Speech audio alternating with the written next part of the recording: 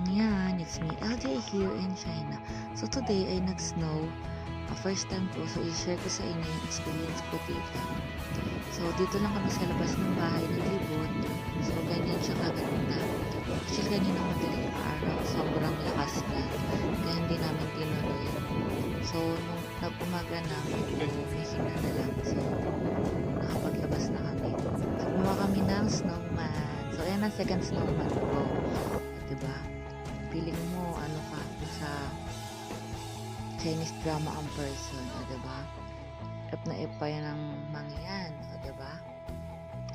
So grabe guys, yung inner child ko is lumabas this time.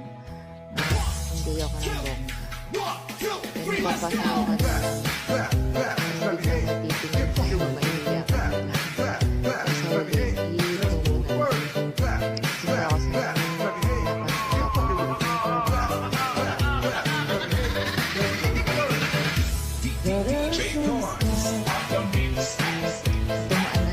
si Ayi dyan. So, ayan.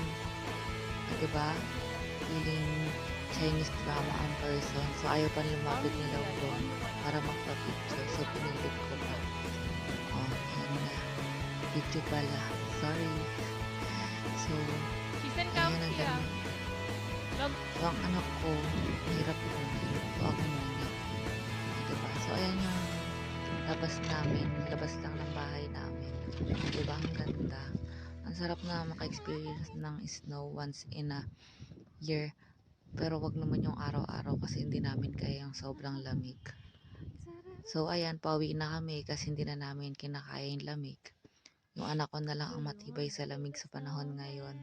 So, that's all for today. Thank you for watching. Mwah!